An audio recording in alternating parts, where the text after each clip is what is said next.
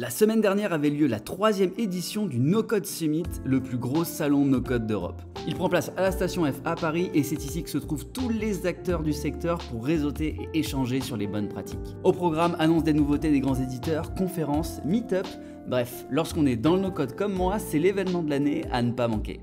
Cette année était présent sur le salon le cofondateur de mon outil préféré, Bubble, Emmanuel Strachnov.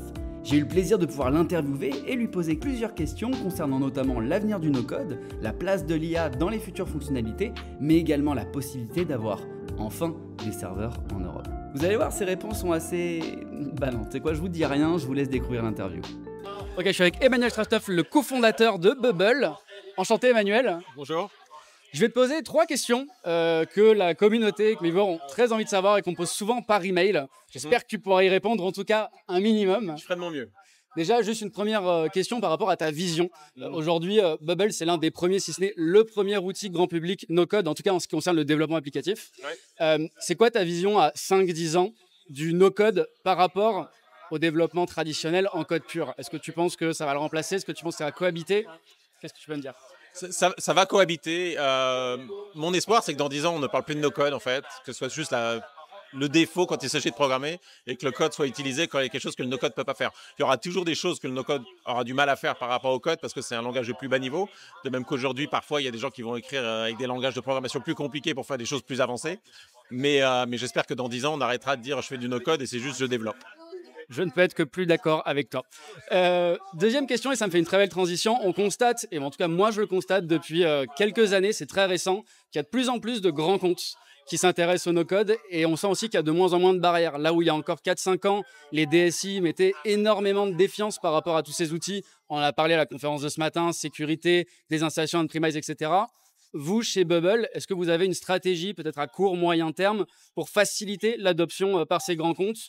Sachant que je divise ma question en 2 sous-questions, il y a bien le marché américain et il y a le marché européen qui n'est pas exactement le même. Effectivement. Alors oui, on a une équipe qui travaille là-dessus. On commence à avoir de l'adoption. Plus d'adoption, il est vrai, aux États-Unis qu'en Europe. Je pense que les Américains sont un peu plus en avance, sont plus modernes et par définition, no-code est une technologie plus moderne que les technologies traditionnelles. Mais on travaille dessus. C'est essentiellement des questions de sécurité, de compliance qui sont très importants pour les grands comptes. En Europe, il y a une composante plus importante qui est la localisation des données où on a des offres mais qui sont un peu plus chères et donc ça met un petit peu un frein.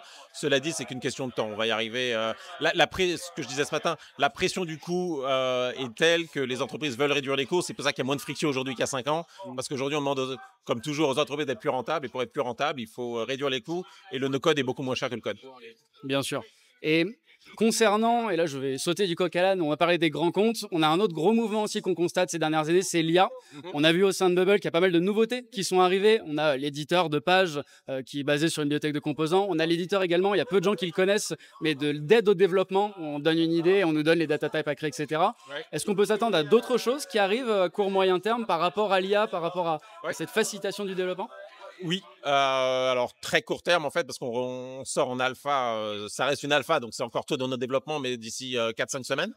Je pense que ça prendra quelques mois pour arriver à quelque chose de plus stable, mais il y a cette idée de pouvoir converser avec un bot pour avoir la première version de l'application. Donc on décrit ce qu'on veut en langage naturel, le bot va poser des questions pour clarifier certaines choses. Après, il y a les listes des fonctionnalités que le bot, ce qu'on appelle Bubblebot, va dire voilà ce dont j'ai besoin. On peut même en enlever et après on génère l'application. La chose que je dirais quand même qu'il faut garder en tête, c'est que je pense qu'il est très peu probable qu'on arrive à un monde où tout se fasse par une interface textuelle par de l'IA. Et c'est là où le no-code, et Bubble en particulier, a un vrai avantage. C'est que je pense que, in fine, une fois que l'application est générée par de l'IA, il y aura toujours une phase d'édition où il va s'agir de réparer des choses, ou de réagir au feedback des utilisateurs, de réparer des bugs, des choses comme ça. Et c'est beaucoup plus facile de faire ça par une interface graphique que par du code ou que par un prompt en langage naturel. Parce que s'il faut écrire bouge le bouton qui est à droite de tel autre bouton et mets-le 5 pixels à gauche, c'est tellement plus simple d'aller avec la souris et de le bouger comme ça. Donc je pense que l'AI et le no-code ont un futur assez excitant à faire ensemble parce qu'elles se complètent vraiment très bien. Bien sûr, et puis ça va dans cette mouvance de réduction des coûts et de rapidité de développement complètement. J'ai une dernière question, une petite question bonus, je la tente. Oui, il y en avait 3 normalement. Ouais. À quand les serveurs en Europe? Pas pour tout de suite, mais Est-ce que c'est prévu? Oui, à horizon. c'est prévu. J'ai pas envie de communiquer de timeline parce que j'ai pas envie de faire des déçus si par hasard pour une raison ou une autre on ne peut pas le faire. Mais c'est clairement quelque chose dont on parle activement. Il y a certaines choses qu'on doit faire au niveau de l'infrastructure avant de pouvoir faire ça, mais on va le faire. On va le faire. Ok, génial.